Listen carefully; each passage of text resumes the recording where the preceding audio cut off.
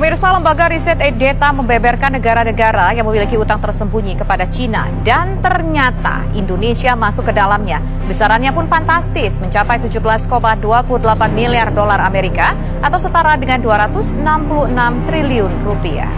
Dalam hasil riset EDETA yang dirilis akhir September, nama Indonesia termasuk ke dalamnya.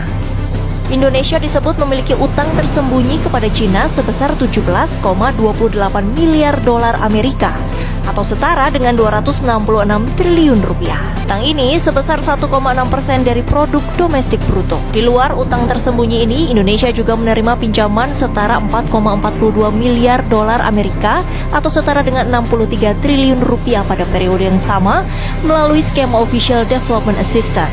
Selain itu juga tercatat pinjaman sebesar 29,96 miliar dolar Amerika atau setara dengan 427 triliun rupiah.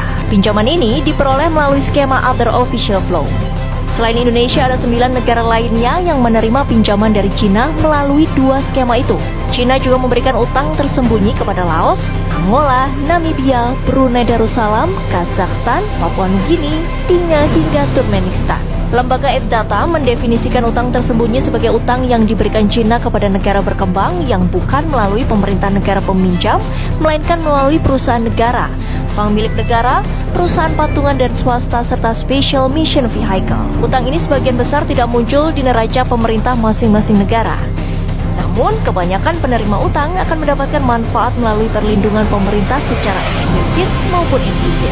EDETA menganalisis 13.427 proyek pembangunan Cina senilai 843 miliar dolar Amerika di 165 negara selama periode 18 tahun hingga akhir 2017 untuk mengungkap besaran utang tersembunyi dari proyek BRI. Langsung saja kita berbincang dengan 2 orang narasumber yang sudah kami perkenalkan tadi pemirsa. Saya pertama ke Bang Rizal Ramli.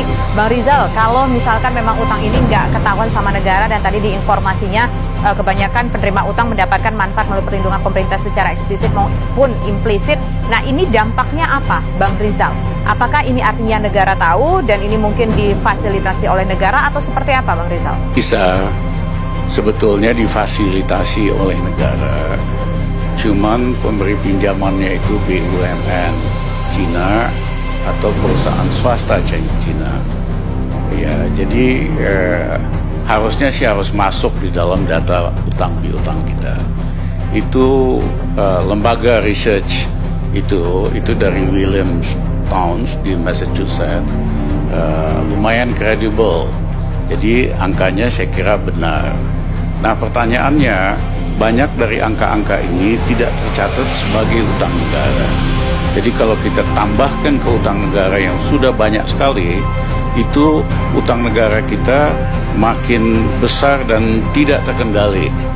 Ya, hari ini kan untuk bayar pokoknya aja 400 triliun. Untuk bayar bunganya saja hampir 370 triliun. Total itu 770 triliun satu tahun. Apalagi utang yang tidak tercatat ini bisa-bisa lebih dari 800 triliun. Ya, istilah saya, ekonomi Indonesia sudah di ICU sebetulnya. Harus pakai ventilator terus. Ventilator itu artinya utang lagi, karena untuk bayar bunga saja harus minjam. Nah, yang kedua adalah perlu diingat, pinjaman tidak resmi ini itu beda model bisnisnya. Istilahnya kalau kita meminjam, misalnya bank kasih pinjaman nama Tisa, dia udah hitung kemampuan bayar Tisa itu sepertiga dari gaji bulanan. Jadi dia nggak mungkin kasih pinjaman lebih. Tapi dalam konteks China itu istilahnya itu lend to own. Dia sengaja kasih pinjam lebih besar daripada seharusnya supaya Tisa kagak mampu bayar. Begitu nggak mampu bayar, maka dimiliki langsung asetnya atau kontraknya ditambah. Nah, ini terjadi di negara-negara lain. Di Sri Lanka, proyek pelabuhannya besar sekali, biayanya mahal sekali, pendapatan dari trafficnya sedikit, akhirnya di Sri Lanka BUMN-nya nggak mampu bayar. Akhirnya diperpanjang kontraknya jadi 2 kali 99 tahun, hampir 200 tahun. Atau sahamnya mereka tingkatkan. Misalnya terjadi dalam kereta api cepat Jakarta-Bandung, itu pembengkakan biayanya saja 26 triliun, ya, dan karena pemerintah BUMN Wika nggak mampu setor modal, akhirnya kan saham mereka akan lebih tinggi lagi, akan dikuasai, kecuali kita tegas, karena proyek kereta api cepat Jakarta-Bandung kemahalan, tentu tanggung jawab kontraktornya dong, harus ada sanksinya, baik penaltinya dan sebagainya. Oke, berarti bisa dibilang ini juga gambling ya, ngambil Jadi ini Bang Rizal ya?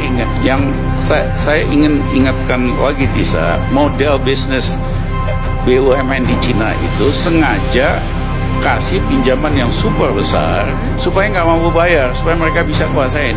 Inilah rencana untuk membangun pelabuhan besar di luar kapasitas di Medan supaya mereka bisa kontrol Selat Malaka, dan di Bitung juga sangat besar sekali. Oke, baik, kita dapat poinnya. Berarti ada efek yang menurut sudut pandang seorang pakar ekonom Rizal Ramli itu ada dampaknya. Mereka memberikan uang tapi mereka ingin menguasai aset yang sedang dibangun dari hasil utang tersebut, begitu Bang Rizal ya?